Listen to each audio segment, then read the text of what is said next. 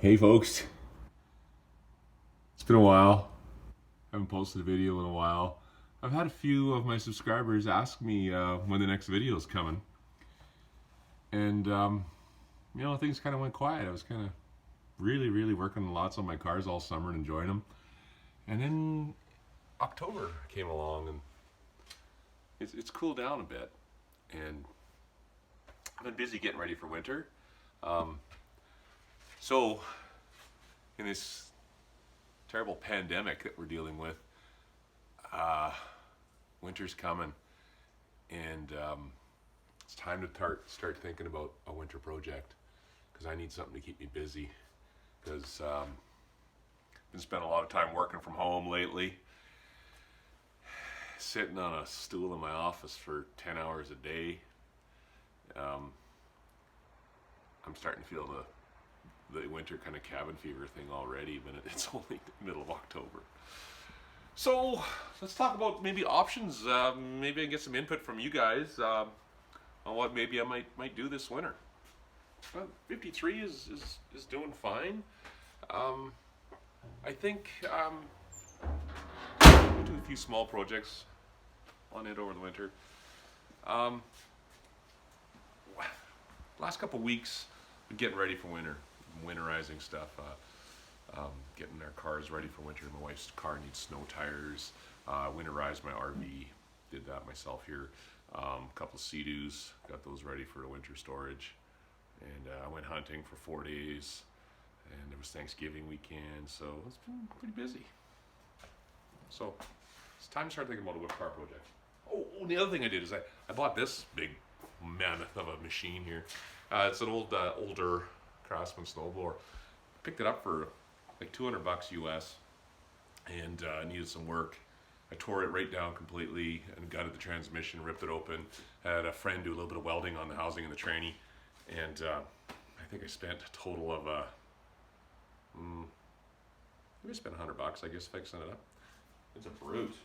11 horsepower Tecumseh engine. It's a 32-inch swath there on the front. We get some good snow around here. We're ready. It's good to go. So I've been doing that. So the other thing is, it's my car insurance. Expires here coming up on my 38. The 53 Chrysler is insured pretty much year round. I have collector plates, and it's really cheap, and I run it year round because it's kind of close to stock, and it's been modified. It's been restored, so I qualify for vintage plates. My 38 has not been fully restored. I don't think I'm going to restore it. Maybe someday I'll get there, but so it doesn't really qualify. It's not like show quality. So I put regular insurance on it. 6 months. It's coming up to expiring. I didn't really want to tear into it this time of the year yet because I'm still driving it, and I didn't want to put it down. So I've just been enjoying it and driving it. Let's go look at the insurance on the back here, see when it expires. What does that say on there? October 17th. I think that's tomorrow.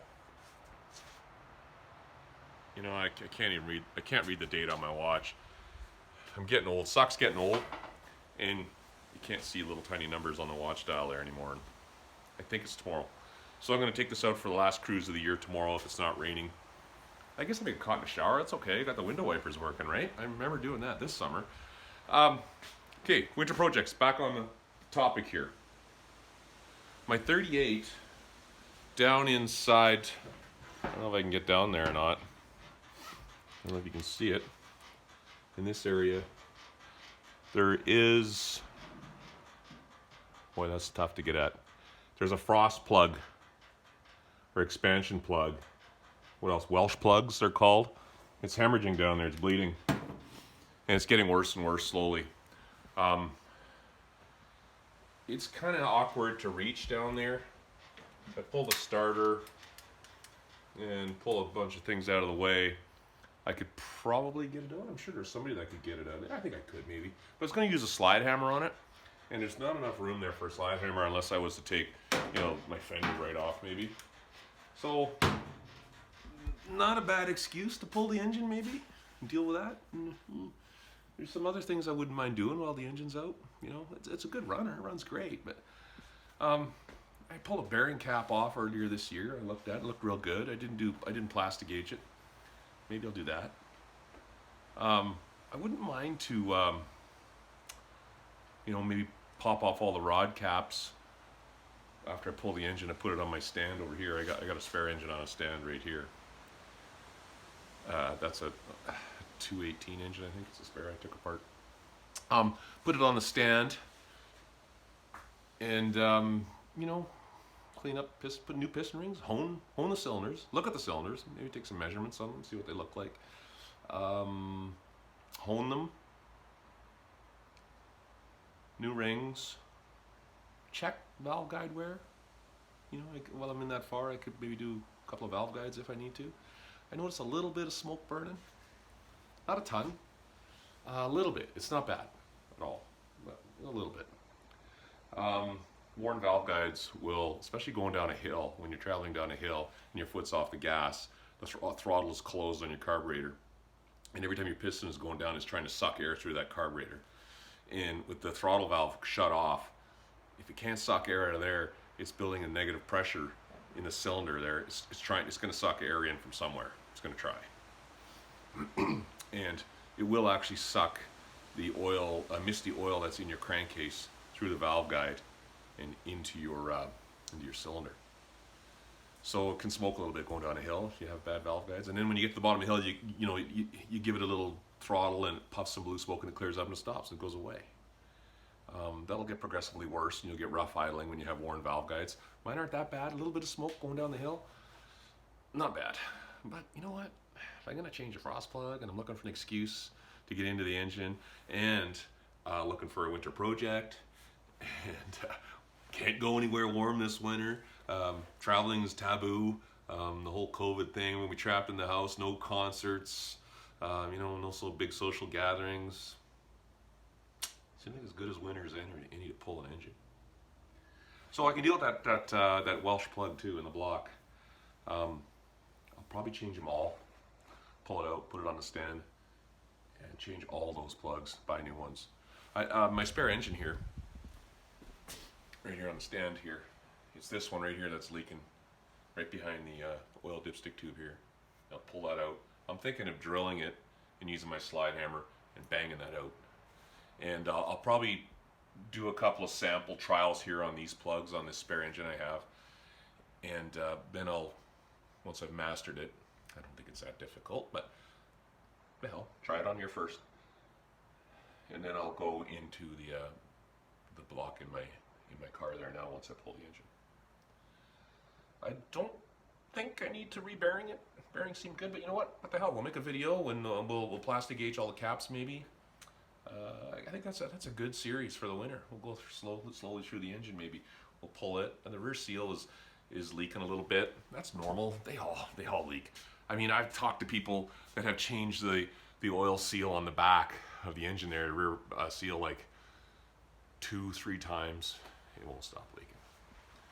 Just the design, I guess. There are options for updated seals. You know what? When I get it out, maybe I'll look at the end of the crankshaft there and see if there's a groove worn in it. Could be leaking there because of a groove, and you can put a speedy sleeve on it. You know, something to do. There's that. So probably my winter project.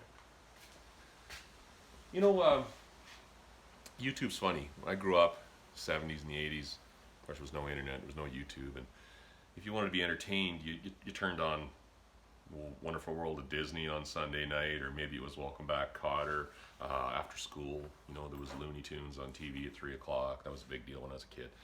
Today, a lot of people are turning to YouTube, and it's kind of weird. It's kind of different. It's different for me to get used to. You know, people were entertained by TV, and today people are being entertained by, YouTube videos and stuff like this. Like, it's kind of humbling to me that some people have asked me where's my next video, where's my videos, how come they stopped? So it's weird. What else can we talk about car wise? Over here is my parts, kind of a parts stash. Everything I pull apart, I keep everything. Even when it's worn out, I keep pieces and save them. You never know what you're going to need, This is a rear seal and a main cap off that spare engine. That's what it looks like. The seal sits in that bottom groove there. It's still got the bearing in it. That's a spare engine I took apart. Camshaft, I mean, last summer I changed the synchro mesh gear, clutch gear, and a tranny. Got the old one, got a spare one. Various transmission parts, everything. Shifter fork. You never know when you're going to need a shifter fork.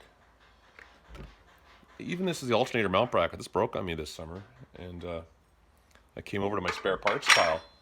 And I had a spare one. And it worked. And I put it on.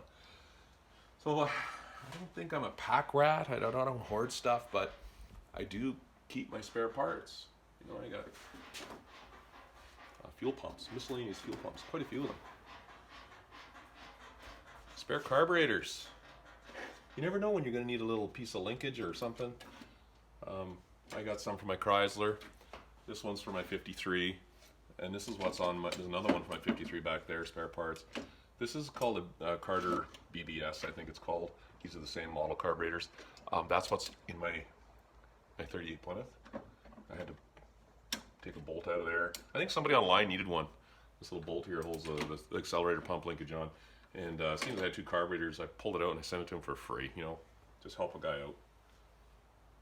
And I got a spare tranny down there out of my 53. Spare parts. I don't know, what else can I say to entertain you guys? You know, the other thing else I'm going to do is this year I decided to buy the Boar Gauge. It's a very accurate dial gauge for measuring inside bores. It'll do from like 1 inch up to like a 6-inch bore, and it's a gauge you put down inside the bore and you rock it, and it tells you how far out of if your cylinders are tapered or how far out of oval shape they might be out around from thrust loads on the side thrust loads on the crankshaft as the piston goes up and down. So I've already figured out how to use it. I did a little YouTube research myself. I'm going to measure this block and practice my skills and see how badly worn this block is. I don't plan to rebuild it myself. I don't think I need this engine. It's a 218. A little small. It could go in my Plymouth, I guess, if I needed it, but a friend of mine has a 251 he's promised to give me. I'd rather rebuild that and put it in my Plymouth. It'll fit.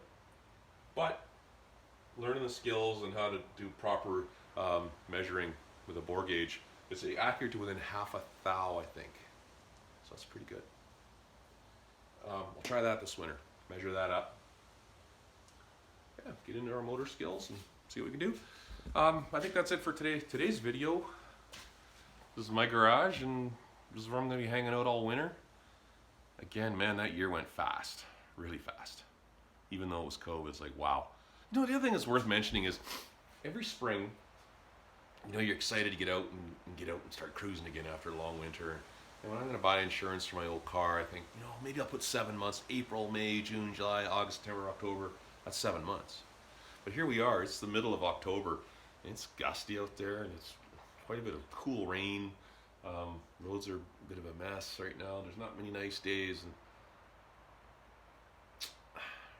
And maybe it's a reminder, next year, maybe I'll go April 15th to October 15th on my insurance, maybe 6 months. Because by the second half of October, there's not many nice cruising days left. It's dark at 6:30 here now, where I am. 6:30 p.m. it's dark. So you kind of lose your motivation to go outside and go for a cruise in the dark. It's not that nice anymore. So if you're lucky, you get maybe 1 or 2 good weekends, where a Saturday or Sunday before the end of October that you can get out and enjoy the car again. Other than that, she's turning fast now. So, anyways, your comments are appreciated. Thanks for the feedback. Thanks for making me feel wanted on YouTube for more videos.